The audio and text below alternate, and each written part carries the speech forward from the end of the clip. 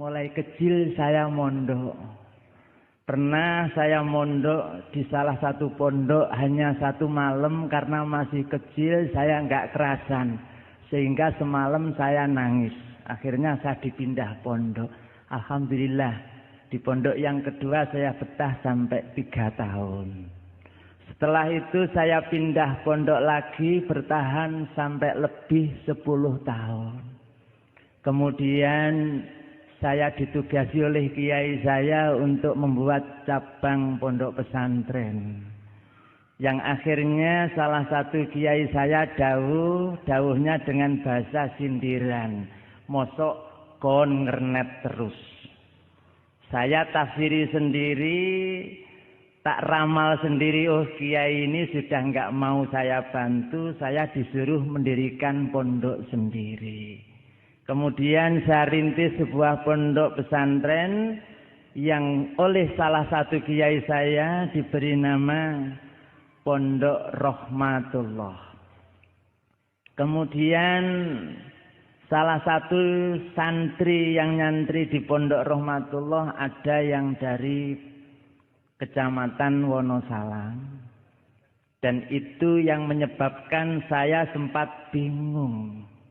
Mengapa demikian? Dikala saya diminta untuk membacakan sebuah kitab Bulughul Maram, saya berusaha menerangkan dan menerjemahkan sesuai dengan asbabul wurudnya, juga tak buka. Dikala itu saya yang punya baru yang namanya Subulus Salam.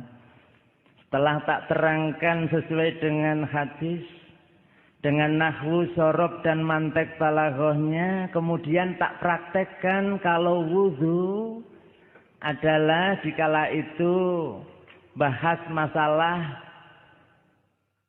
ngusap kepala. Saya contohkan dari depan ke belakang, sudah cukup. Dari depan tangan 2 selesai. Kemudian yang kedua dari belakang dikedepankan lagi. Yang ketiga dari depan langsung telinga, dan ini yang saya pakai. Saya pulang sampai di rumah bingung sendiri, loh. Saya nerangkan sesuai dengan hadis yang Rasul contohkan dari berbagai riwayat dan beberapa hadis seperti itu. Tapi wudhu saya kok gini? Kok seperti kinjeng cewek? Saya bingung sendiri. Akhirnya saya tanyakan dengan orang-orang yang benar-benar ngerti agama. Saya nanya, sebetulnya yang benar ini wudhu saya dulu apa hadis ini? Dia menjawab, yo hadisnya ya mosok pinter sampean karo Nabi. Akhirnya saya harus berubah.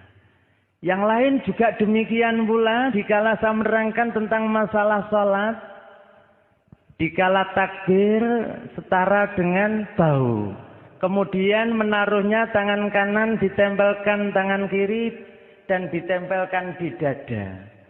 Yang kedua, ini bisa setara dengan telinga, kemudian tangan kanan memegang pergelangan tangan kiri, bersedekap, ditaruh di bawah dada, di atas pusar. Yang ketiga, bisa menggabungkan antara telinga dan bau, kemudian menaruhnya bisa tangan kanan untuk memegang lengan ini, kemudian seperti itu. Tapi yang saya amalkan kok kadang-kadang pakai gini, tapi naruhnya kanan dulu jadinya muter. Ini tak cari dasarnya sampai saat ini belum ketemu yang muter seperti itu. Mungkin hadirin tahu hadisnya, tolong tunjukkan saya tak begitu lagi gitu ya. Karena saya belum menemukan dasar sehingga saya tinggalkan. Dan ada lagi saya juga mengangkat tangan, kemudian tidak sekedar muter tapi penceng gini. Iya, ternyata itu tak cari dasarnya sampai sekarang yang sahih enggak ada. Kemudian tak tinggalkan. Demikian pula saya nyari hadisnya masalah pujian sebelum iqamah setelah azan. Sampai saat ini juga belum tak temukan.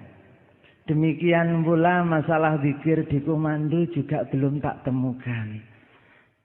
Akhirnya itu saya terus mengharuskan saya berubah walaupun sudah terlanjut rambut saya ini berubah menjadi putih.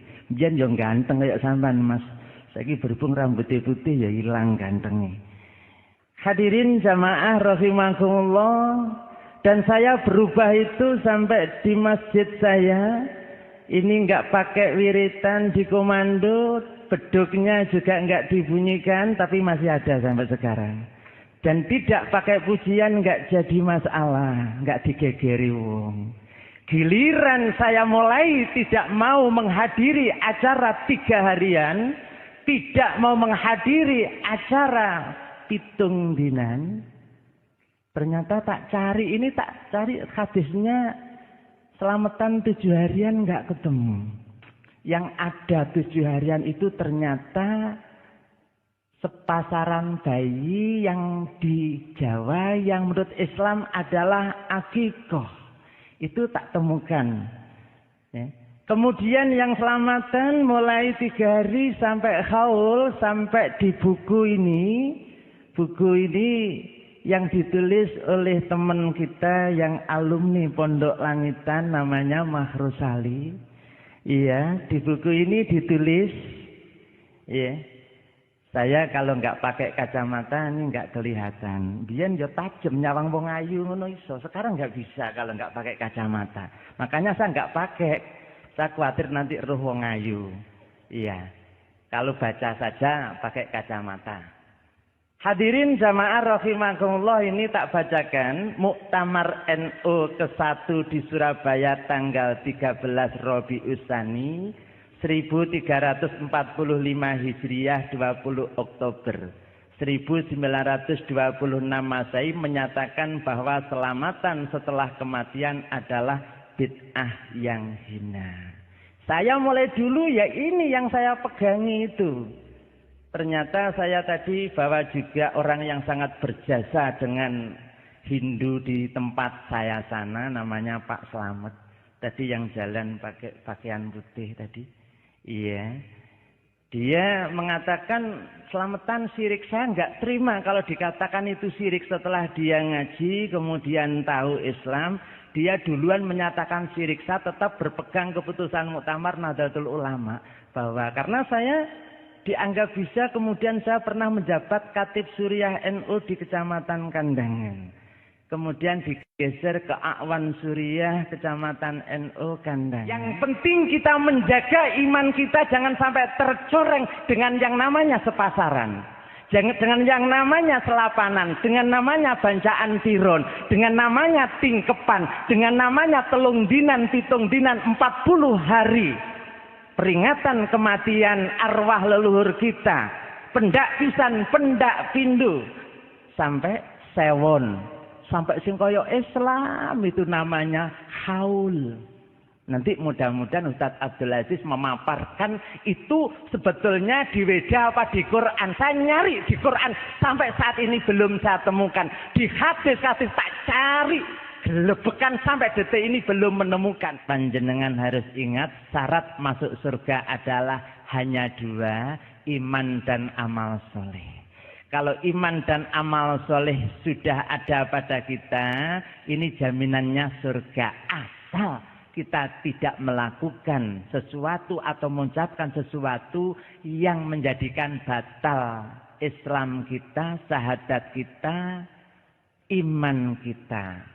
Wa amilus sholihat, syarat kedua amal sholih. Jelas amal sholih itu amalan-amalan ibadah yang mencontoh amalan ibadah Rasul itu dinamakan amalan sholih.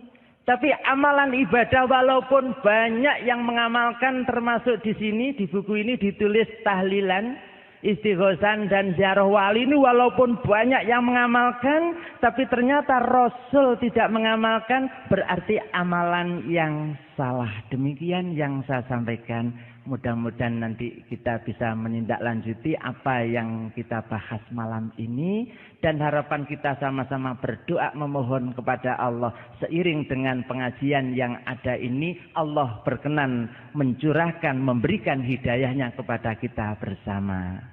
Amma ba'du fa inna asdaqal hadithi kitabullah wa khairal huda huda Muhammadin sallallahu alaihi wasallam wa syarrul umuri muhdatsatuha wa kullu muhdatsatin bid'ah wa kullu bid'atin dhalalah wa kullu dhalalatin finnar.